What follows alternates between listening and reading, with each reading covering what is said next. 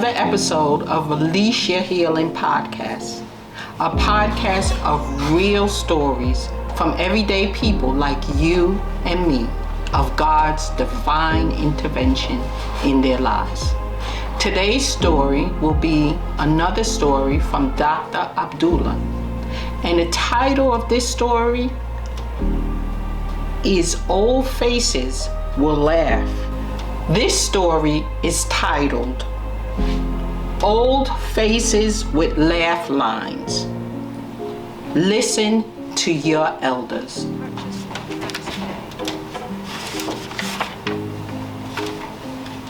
Now that his mother had died and his grandmother had died a few years earlier, Ronaldo, a man in his late 50s, began to wonder what he was going to do. He was raised from birth by these women. Who would be his source for love, wisdom, and guidance now that his heroes were gone? Ronaldo's mother and grandmother would pray for him when he was a troubled young man. They prayed when he needed it most, when he was on a drug binge, or when he was chasing down some competing drug dealers in the South Bronx. When he went to jail, they would visit him every week while he served a 14-year sentence, praying over him. They prayed for him when he had an automobile accident. They were in his bedside when he was in a coma that lasted 6 months, followed by a paralysis from the neck down that lasted 6. I apologize. Okay. Go back like 30 seconds. Or 2 sentences. 2 sentences, okay. Yes. Put everything on the side, I'm sorry. Okay, Continue. Forgive me. that's okay. When he went to jail, they would visit him every week while he served a 14-year sentence, praying over him.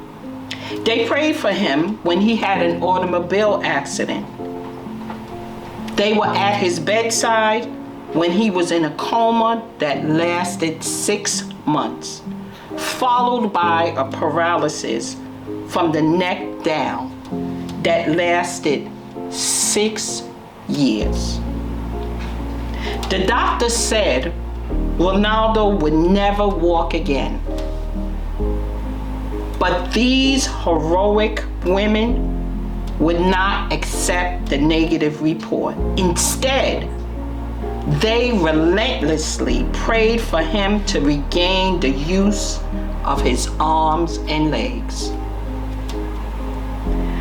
I asked Ronaldo, what was it that gave you the will to live and the desire to miraculously walk again? Ronaldo said, while I was in a coma, my grandmother died so that I could live. Ronaldo explained, my grandmother was very sick,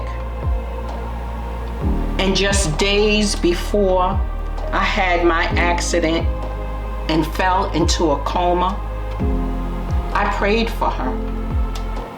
God, please spare her life and take my life instead. My mother said I should have never cursed myself because I released the spirit of death to track me down instead of my grandmother. But I really love my grandmother. I was just praying how she had taught me with a totally unselfish love. After I had my car accident and fell into a coma, my grandmother's health got worse and worse. Early one May morning, she died. And a few days later, I miraculously woke up from my coma. I was released from the spirit of death.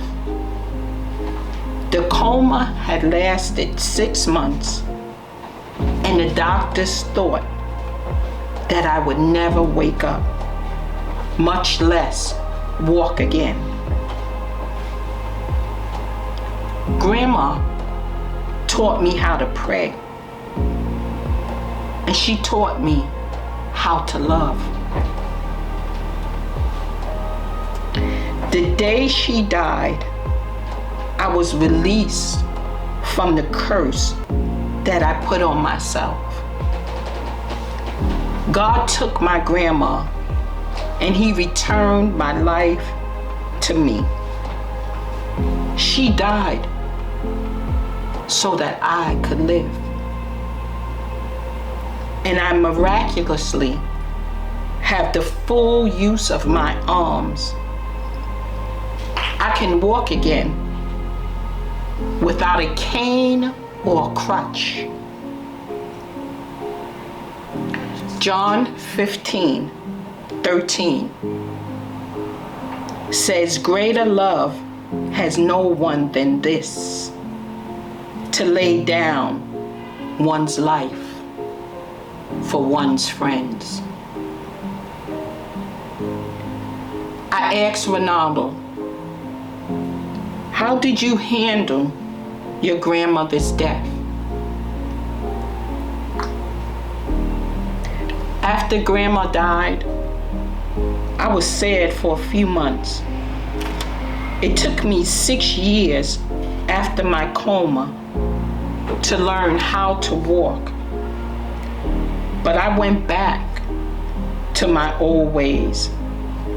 I was hard-headed, arrogant, and stubborn. I just wanted to get high on drugs. Like an animal, I was seeking pleasure at all costs, never inconveniencing myself to help someone else who was suffering, even if that person was in my family. My selfish worldview would not permit charity or empathy. My grandma could die, and my mother could cry a river for me, and I just didn't care.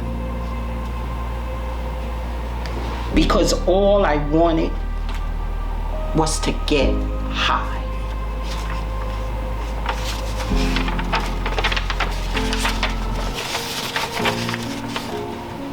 I asked Ronaldo, "But what made you stop doing drugs and running the streets?" One day, I looked in the mirror and I didn't like the man who was looking back at me. I had grown tired of Cadillacs with flashy rims and fast girls who will break your heart. While I was still looking in the mirror, I remembered a prayer that my mother repeatedly said over me. It was a prayer about finding contentment. She prayed, "May the lights of this world grow strangely dim as the glory of God grows even brighter and brighter in your life." Ronaldo continued, "While I was still looking in the mirror, I realized that even if I didn't have everything that I wanted, God gave me everything that I needed. My health, my job, my wife, and my kids. Genesis 2:24. That is why a man leaves his father and mother and is united to his wife, and they become one flesh. 2 Thessalonians 3, verses 7 to 8. We were not idle when we were with you, nor did we eat anyone's food without paying for it. On the contrary, we worked night and day, laboring and toiling, so that we would not be a burden to any of you. My mother's prayer taught me contentment.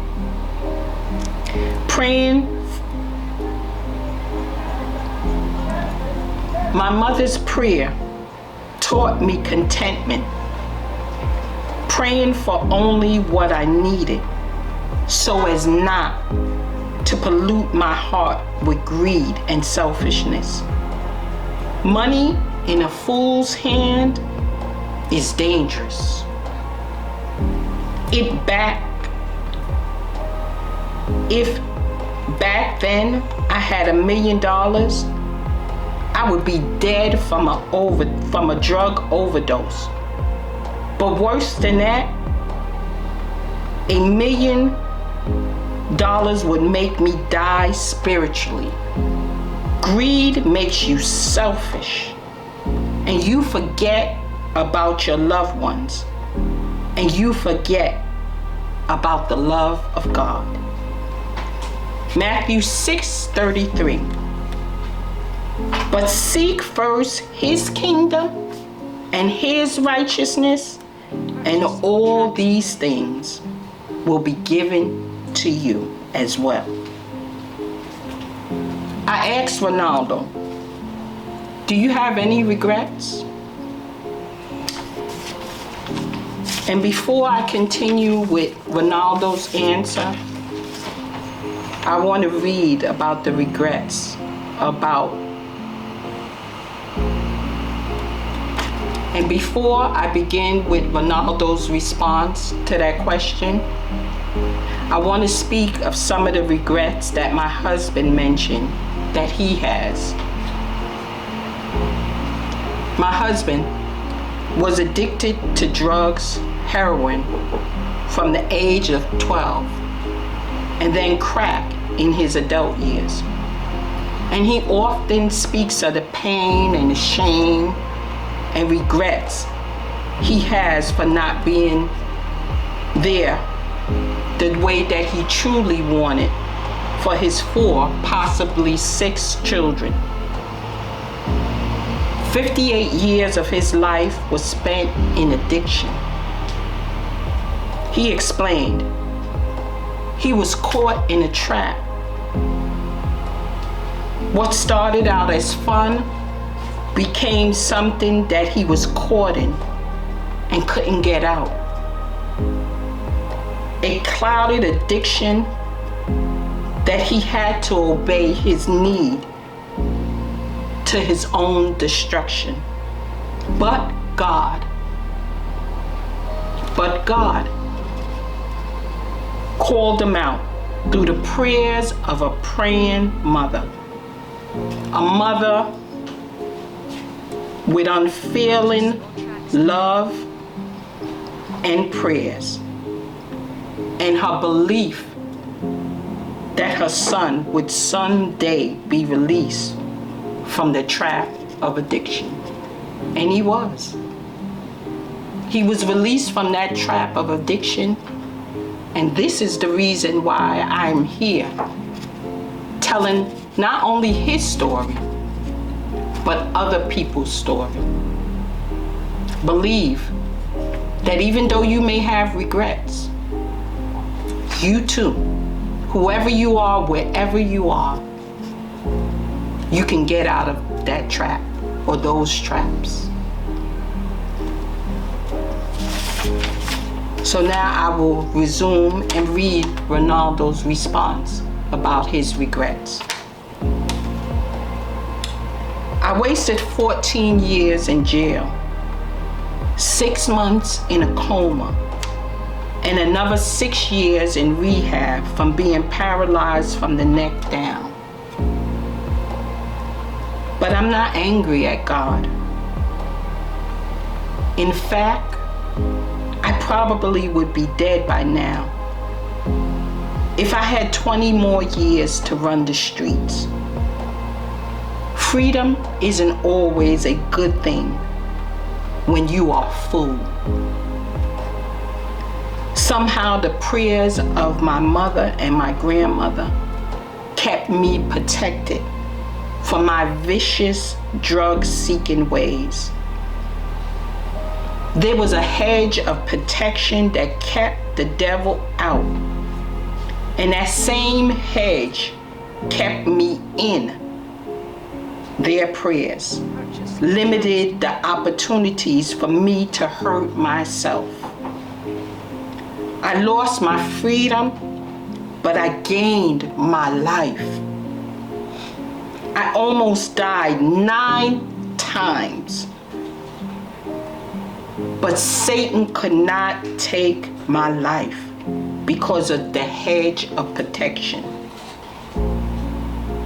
My mother used to say in amazement, "Son, you have more lives than a cat, and I'm going to pray over each and every one of them." Their unselfish love gradually changed my heart. And then this dawned upon me. Just as you don't see too many fat people live past the age of 90, you don't see too many drug addicts live past 40. I wanted to live because I wanted to repay the love that I felt when these women of God, my mother and my grandmother, were still alive and they prayed for me. I didn't deserve their prayers. I'm a horrible sinner. But then again, Jesus didn't deserve to go to the cross. I wasn't even there when my grandmother died. I was in a coma. But in truth, my whole life was a coma. I was in a lifelong coma because I spent all of that time denying that somebody loved me. I did not understand the meaning of suffering for someone else's love. Now that they are both dead and gone, I know how bad my mother must have felt with her son in a coma, and her mother, my grandmother, terminally ill. Before I knew how to seek God through love, my life was in a state of limbo. My spirit was strong, but my flesh was weak. All I was doing was pursuing the fulfillment of my flesh instead of walking in the spirit of love. And this is what I regret most. Galatians 5:16. So I say, walk by the Spirit, and you will not fulfill the desires of the flesh. Matthew 20:26-28. Instead, Whoever wants to become great among you must be your servant, and whoever wants to be first must be slave. Just as the Son of Man did not come to be served, but to serve, and to give his life as a ransom for many. I asked Fernando, how would you describe your mother? Without any hesitation, he said, she lived through love. Everything she did was out of her love for God. She was a prayer warrior and a soldier of love.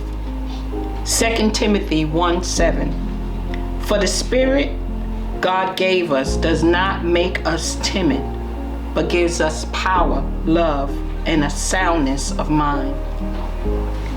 I asked Ronaldo, how are you handling your mother's recent death? After my mother died, Jesus came to console me through a vision.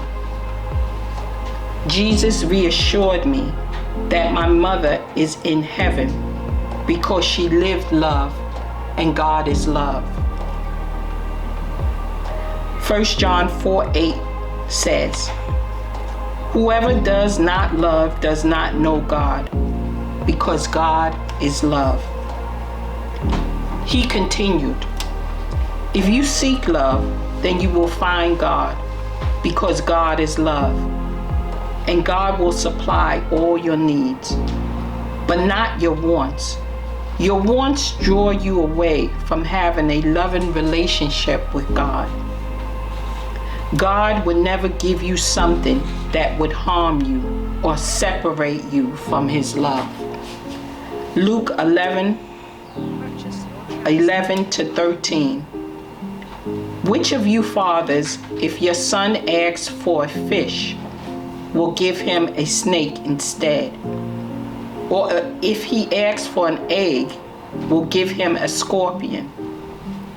You then, though you are evil, know how to give good gifts to your children. How much more will your Father in heaven give the Holy Spirit to those who ask him? I asked Ronaldo, now that you're a family man, how do you teach your children? Society values youth, muscles, skinniness, and quick, convenient answers on the internet to some of life's most complicated questions. You can learn from Googling first date, but you can ask Grandpa, what was your first date like 60 years ago with Grandma? Old people can tell you valuable wisdom from their tremendous experience.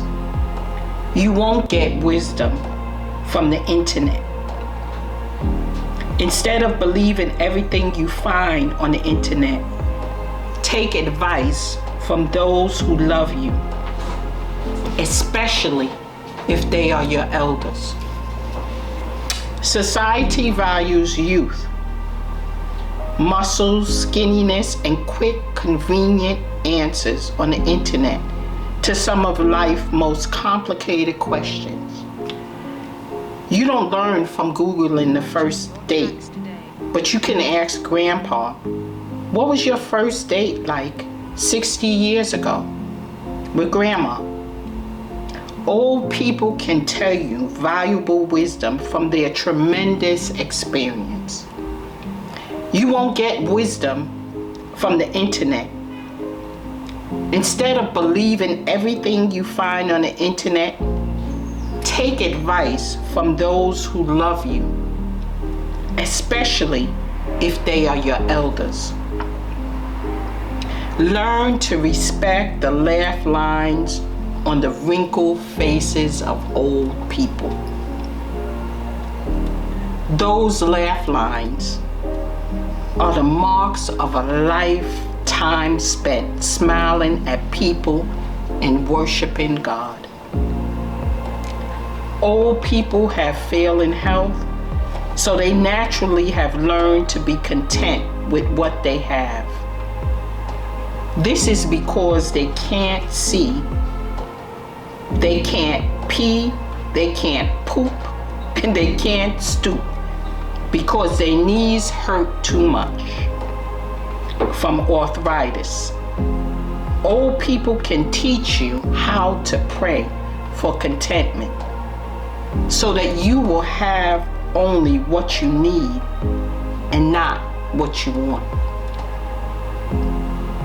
If you have everything you wanted, you would soon forget the love of people and the love of God.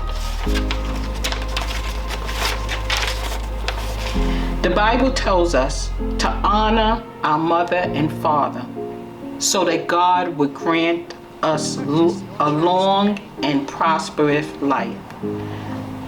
But there's an old Puerto Rican saying that goes like this: those who don't take advice will never last until old age, because they will die a young fool.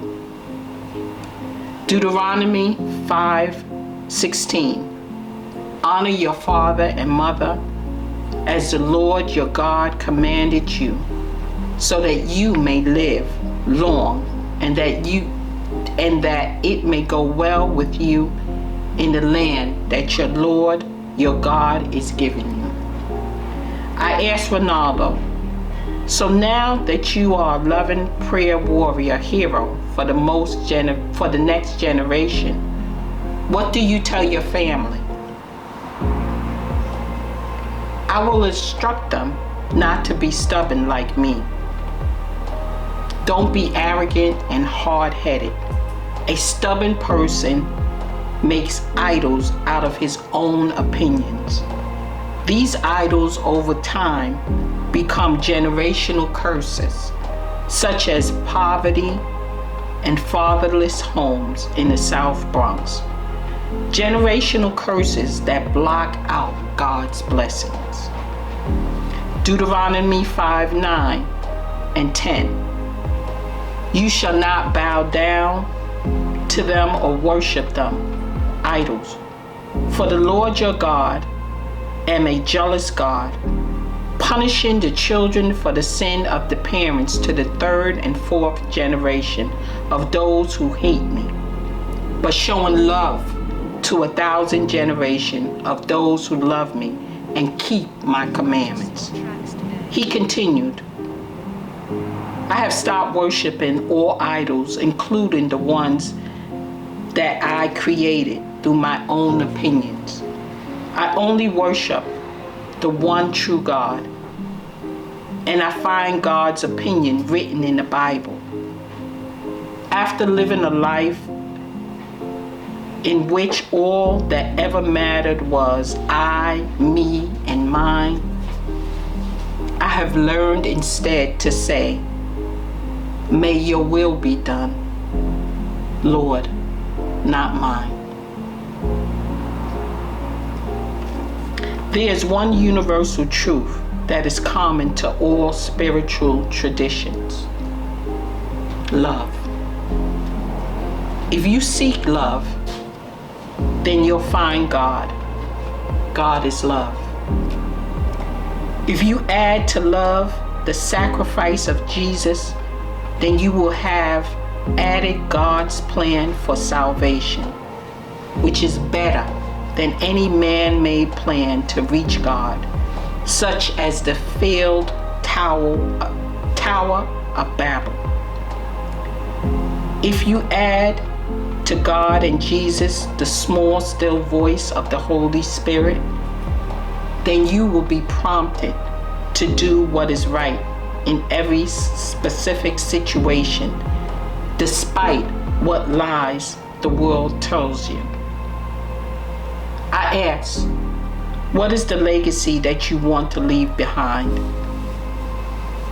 Ronaldo replied, my legacy is this: to live, to love, to listen, to learn, to teach, and then to die and be forgiven, so that the glory of God, not my glory, and the sacrifice of Jesus, not my accomplishments, can be remembered by many generations to come. It is not about me. It's all about him.